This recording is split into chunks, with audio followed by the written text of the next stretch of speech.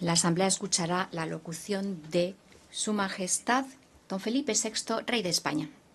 Ruego a protocolo que sea tan amable de acompañar a Su Majestad, al que invito a dirigirse a la Asamblea.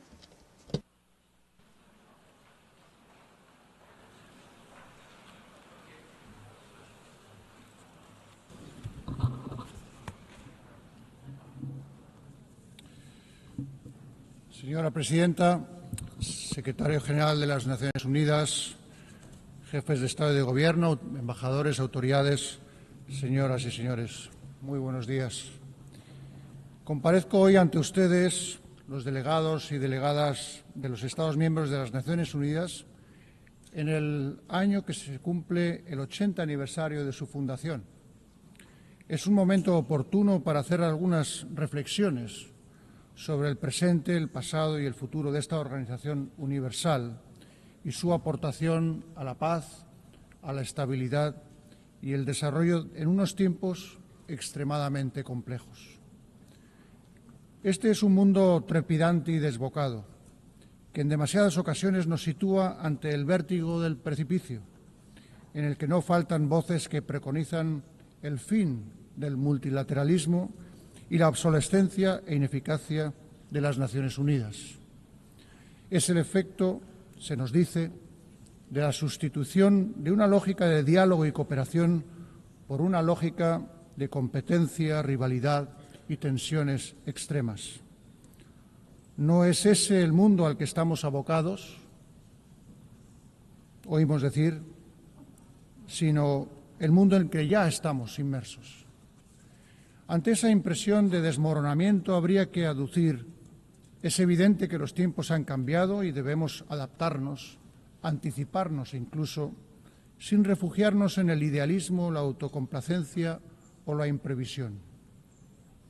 Pero es precisamente en estos momentos de zozobra cuando más importa leer bien las claves de nuestro tiempo, para no caer en errores ya cometidos, para no entrar en espirales sin retorno.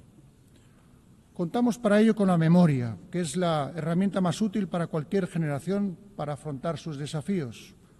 La memoria del siglo XX nos interpela cada vez que nos reunimos en esta Asamblea General, nos recuerda para qué se creó esta Casa de la Comunidad Internacional, en qué circunstancias nació, qué oscuros capítulos de la historia procuró cerrar definitivamente.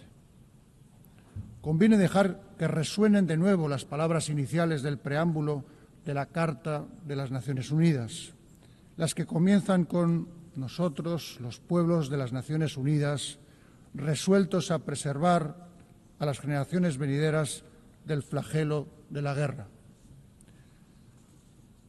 ¿Cuál de las grandes palabras recogidas en este preámbulo, la paz, la dignidad, la justicia, el progreso, ha dejado de estar vigente, de suponer una exigencia ética inaplazable? ¿En cuál de esos caminos hemos avanzado lo bastante en estas 8 décadas para poder dar por concluida la senda del multilateralismo y la cooperación? En el silencio ante esas preguntas está la mayor prueba de que las Naciones Unidas no solo siguen siendo útiles, son imprescindibles, son insustituibles. Creer en las Naciones Unidas es creer con firmeza en la universalidad de los principios y valores recogidos en su Carta y en la Declaración Universal de los Derechos Humanos. Es eludir la tentación de modularlos con particularismos, con relativismos, con excepciones. Porque la dignidad del ser humano no es negociable. Creer en las Naciones Unidas es también creer en un mundo basado en normas. Las normas generan conductas a las que se ciñe la enorme mayoría de los actores internacionales. Incluso cuando se incumplen o se vulneran, hay base para reivindicarlas, para hacerlas valer. Las normas son la voz de la razón aplicada a las relaciones internacionales, la mejor defensa que tenemos ante la ley del más fuerte. Un mundo sin normas es una terra incógnita, Un tiempo sin normas es una Edad Media. El camino que nos propone la Carta de las Naciones Unidas está llena de obstáculos y nunca acabaremos de recorrerlo del todo. Por eso es tan valioso el ejemplo de tantas personas comprometidas con sus valores y principios, personas que trabajan en condiciones extremas a riesgo de su libertad, su integridad física o incluso de su vida, en un mundo asolado por el conflicto en demasiadas regiones. Lo estamos viendo en el continente europeo, en Ucrania, con la guerra desencadenada por la agresión no provocada e injustificable de Rusia, en violación de la soberanía y la integridad territorial del país. La paz en Europa no será posible sin justicia, sin responsabilidad. España seguirá apoyando todos los esfuerzos encaminados a lograr una paz justa y duradera, basada en los principios de la legalidad internacional, el respeto a los derechos humanos y la rendición de cuentas. Lo vemos también en toda su crudeza en Oriente Próximo, en Palestina, en la Franja de Gaza. No podemos guardar silencio ni mirar hacia el otro lado ante la devastación, los bombardeos, incluso de hospitales, escuelas o lugares de refugio, ante tantas muertes entre la población civil o ante la hambruna y el desplazamiento forzoso de cientos de miles de personas. ¿Con qué destino? Son actos aberrantes que están en las antípodas de todo lo que este foro representa. Repugnan a la conciencia humana y avergüenzan al conjunto de la comunidad internacional. España es un pueblo profundamente orgulloso de sus raíces sefardíes. Cuando hablamos al pueblo de Israel, estamos hablando a un pueblo de hermanos, un pueblo que cuando regresa a España, a Córdoba, Toledo, Sevilla, Barcelona y tantos otros lugares, regresa a su casa. Ese fue el principio inspirador de la ley por la que en 2015, y con amplio consenso, se concedió la nacionalidad española a los descendientes de los judíos sefardíes originarios de España. Por eso nos duele tanto, nos cuesta tanto comprender lo que el gobierno israelí está haciendo en la Franja de Gaza. Por eso clamamos, imploramos, exigimos, detengan ya esta masacre. No más muertes en nombre de un pueblo tan sabio y tan antiguo que tanto ha sufrido a lo largo de su historia. Seamos claros, condenamos rotundamente el execrable terrorismo de Hamás y especialmente aquella matanza brutal del 7 de octubre de 2023 contra la población israelí y reconocemos el derecho de Israel a defenderse. Pero con la misma firmeza demandamos que el Gobierno de Israel aplique sin reservas el derecho internacional humanitario en toda Gaza y Cisjordania. Exigimos que la ayuda humanitaria llegue sin dilaciones, un alto el fuego con garantías y la liberación inmediata de todos los rehenes que aún retiene Hamás con tanta crueldad.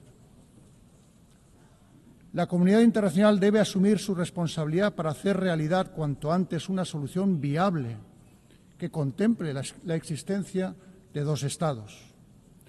El reconocimiento del Estado de Palestina por parte de un número creciente de miembros de nuestra organización, al que España se sumó el pasado mes de mayo, debe ayudar a conseguir una paz regional justa y definitiva, basada en la aplicación de las resoluciones de Naciones Unidas y también en el reconocimiento universal del Estado de Israel. Señora presidenta, señores y señores delegados, también son causa y consecuencia de tantos conflictos, como sabemos, la falta de recursos, la fragilidad de los Estados, las desigualdades. La distancia que nos separa del cumplimiento de los objetivos incluidos en la Agenda 2030 sigue siendo enorme y el déficit actual de financiación para el desarrollo sostenible supera los 4 billones de dólares anuales. El llamamiento a la eficacia, a la optimización de recursos logrado en la 4ª Conferencia Internacional sobre Financiación para el Desarrollo que celebramos hace poco en Sevilla debe tener continuidad. Por eso España, en línea con el compromiso allí alcanzado, adoptado por consenso, ha lanzado el Plan Sevilla de apoyo al multilateralismo. Hemos aumentado nuestra contribución a los fondos internacionales para el desarrollo y reafirmado nuestro compromiso con la defensa de los derechos humanos, la igualdad de género y la transición ecológica, que son elementos centrales y distintivos de nuestra política exterior. Me referiré con brevedad a cada uno de estos tres ámbitos. En primer lugar, los derechos humanos.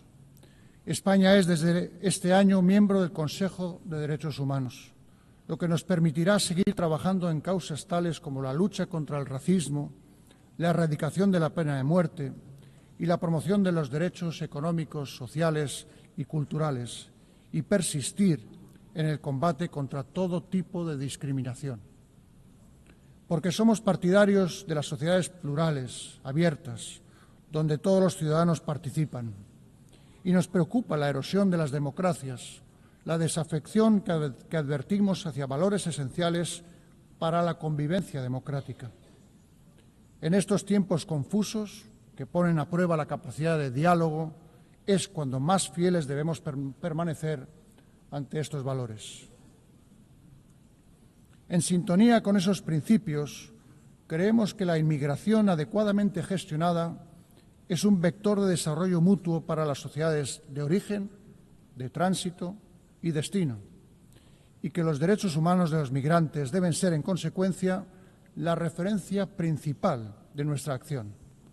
Por eso apoyamos con convicción plena la aplicación del Pacto Mundial Migratorio y el Pacto Mundial de Refugiados. Quiero referirme, en segundo lugar, a la igualdad de género. Este año, en que se cumple el 30 aniversario de la Declaración y Plataforma de Acción de Beijing, es una nueva oportunidad para renovar nuestro compromiso con la igualdad real y efectiva, que no es solo un paso adelante en materia de derechos humanos, sino, ante todo, una cuestión de justicia. España aspira a seguir siendo un referente global en temas como la lucha por los derechos sexuales y reproductivos, contra la violencia sexual y de género, por la mayor participación de las mujeres en posiciones de liderazgo y los procesos de toma de decisiones. Me referiré, en tercer lugar, al medio ambiente. La triple crisis planetaria a la que nos enfrentamos, cambio climático, contaminación y pérdida de biodiversidad, nos exige un refuerzo de la gobernanza y unos recursos suficientes para acelerar la transición energética justa, que nos permita triplicar las capacidades de energías renovables, duplicar la eficiencia energética y continuar descarbonizando nuestras economías. Son objetivos tan ingentes como necesarios y, por eso, las dudas deben quedar fuera de la ecuación. España hace un llamamiento al consenso y a la ambición de cara a la próxima COP30, que nos reunirá en Brasil el próximo mes de noviembre. Hay otros desafíos no menores, como la gestión del impacto de esa revolución copernicana llamada inteligencia artificial, que puede acelerar los avances de la Agenda 2030 si sabemos orientarla a una transformación digital que sea justa y equitativa. Y en el ámbito de la salud, cuya dimensión global se hizo tan evidente con tintes trágicos en los tiempos no tan lejanos del COVID, celebramos que se haya alcanzado un consenso en torno al acuerdo sobre pandemias, lo que refuerza la posición central de la Organización Mundial de la Salud dentro de la arquitectura global de salud. Señora presidenta, vertebran la política exterior española, por posición geográfica, por historia y por convicción, tres ejes fundamentales: hacia África y el Mediterráneo, hacia América y el Atlántico y hacia Europa. Quisiera hacer algunas consideraciones sobre estos espacios. España es muy consciente que África constituye un interés estratégico mundial de primera magnitud. El presente está marcado en ciertos países por carencias estructurales y algunas guerras y conflictos atroces, con poca atención en comparación con otros ya mencionados. Pienso en las numerosas organizaciones o misiones de paz en la región a las que mi país contribuye de manera decidida. Es el caso del Sáhara Occidental, donde España seguirá apoyando al enviado personal del Secretario General de Naciones Unidas para alcanzar una solución aceptable y concorde con las normas y el marco de Naciones Unidas. El futuro de África seguirá el rumbo que marque una población joven, dinámica, con iniciativa, cada vez más presente en los asuntos globales. Ese es el futuro que debemos apoyar. Por eso mi país ha adoptado la Estrategia España-África 2025-2028. Queremos desarrollar un partenariado basado en acciones concretas e intereses compartidos y que sirva además para impulsar el vibrante multilateralismo africano que encarnan la Unión Africana y otros organismos subregionales. En clave estrictamente bilateral, no puedo olvidar la especial relación de vecindad y cooperación que nos une con el Reino de Marruecos, al que en los últimos años hemos dado un nuevo impulso en beneficio de nuestros pueblos. América Latina y el Caribe representa para España una comunidad de países hermanos, parte insustituible de nuestra identidad afianzada por un patrimonio, la lengua española, que comparten 600 millones de hablantes en todo el mundo. Nuestro país ostenta hasta finales de 2026 la Secretaría Pro Tempore de la Comunidad Iberoamericana de Naciones y Madrid acogerá la próxima cumbre iberoamericana. Seguiremos apoyando la acción de la Unión Europea en la región, que este año tendrá su punto álgido en la cumbre Unión Europea-CELAC, que se celebrará en Colombia el próximo mes de noviembre. La Unión Europea, uno de los más altos logros de la concordia y un ejemplo para el multilateralismo, tiene una voz en estos tiempos más necesaria que nunca y por eso apostamos por una unión cada vez más eficaz, cohesionada, capaz de garantizar su seguridad y competitiva en la economía global. Creo importante recordar que el pasado 11 de junio se anunció un acuerdo político definitivo sobre los aspectos fundamentales del futuro acuerdo entre la Unión Europea y el Reino Unido. Un pacto histórico, respetuoso con la posición de mi país con respecto a la soberanía y jurisdicción sobre Gibraltar, que aportará confianza, seguridad jurídica y estabilidad a las vidas de la población del campo de Gibraltar y del propio Gibraltar. Señora presidenta, he comenzado hablando del pasado y el presente de las Naciones Unidas y dedicaré mis últimas palabras a su futuro. Apelo en estos momentos de graves tensiones presupuestarias al compromiso de todos los Estados miembros de esta organización. Animo a todo su personal, con su secretario general a la cabeza, a persistir en su enorme esfuerzo de eficiencia y eficacia, priorizando aquellos ámbitos cuyo abandono supondría una quiebra inasumible de los parámetros éticos que siempre deben regir su tarea. Seguimos creyendo en la necesidad de desarrollar las iniciativas de reforma y ponemos a disposición de ese ejercicio nuestra capacidad de diálogo y de creación de consensos, nuestra firme convicción multilateral.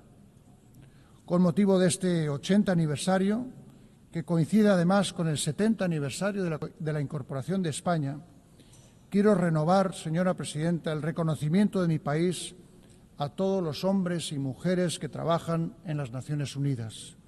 Son ustedes los custodios de la memoria del siglo XX y los garantes de las esperanzas puestas en el siglo XXI. Y es ahora, cuando más preguntas surgen en torno al multilateralismo y la cooperación, cuando más les necesitamos. Muchas gracias.